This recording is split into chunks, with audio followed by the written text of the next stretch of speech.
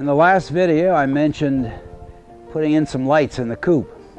I've got a 12-year-old solar panel I never used, and I've got a battery to power my little field portable radio. So I thought I'd combine those two with a cheap controller and set up some lights in the shed. In the shed here, I've used van lights. You know, they're come in a little, 2-foot long stick. And I ordered another set for the coop. And then I need to set up some kind of a control panel. But anyway, to get started with it, let's disassemble my prototype.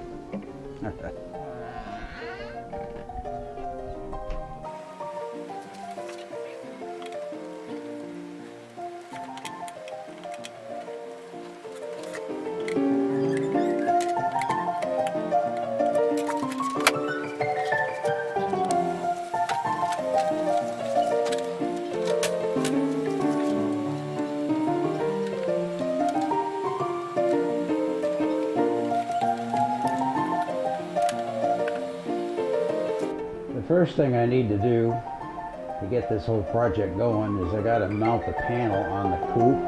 And since I'm working with wood, that's going to be kind of a clunky set of brackets.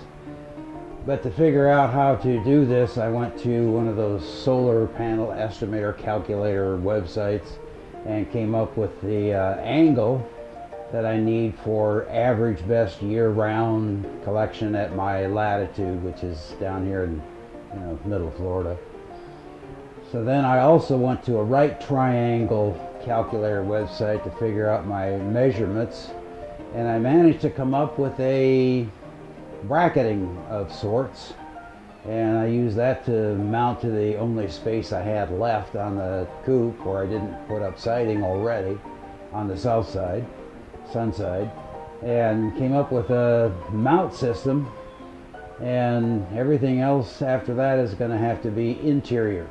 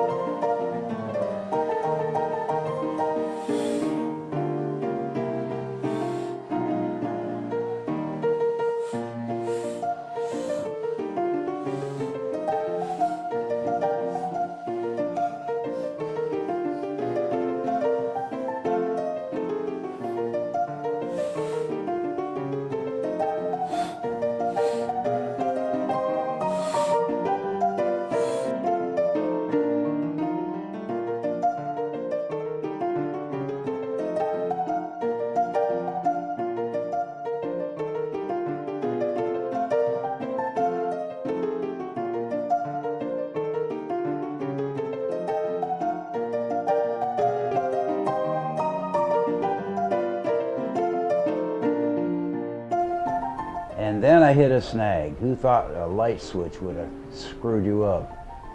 Plan A was use a little project box and my little light switch. But I have no way of mounting this into a stud.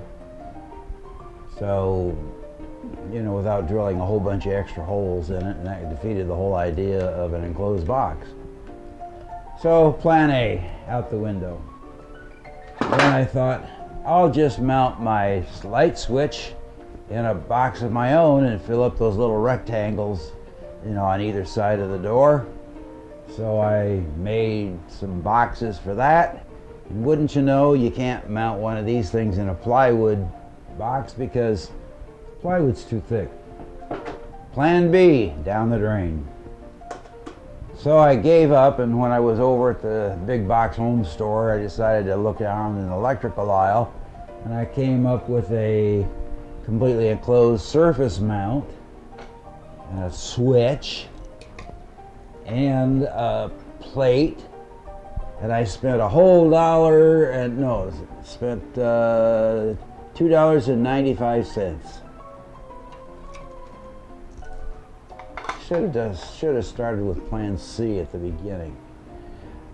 But that's what we're gonna do, and I'll probably need some kind of a wood bracket to get the spacing right, because the switch has got to fit between the wires of the fencing that wraps around the coop. So we shall see what we shall see.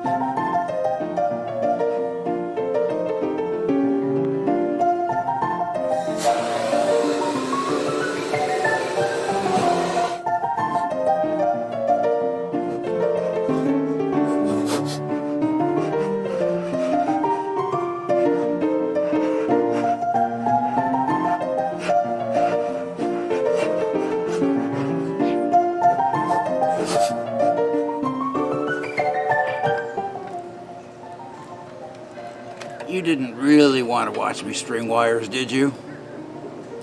Didn't think so.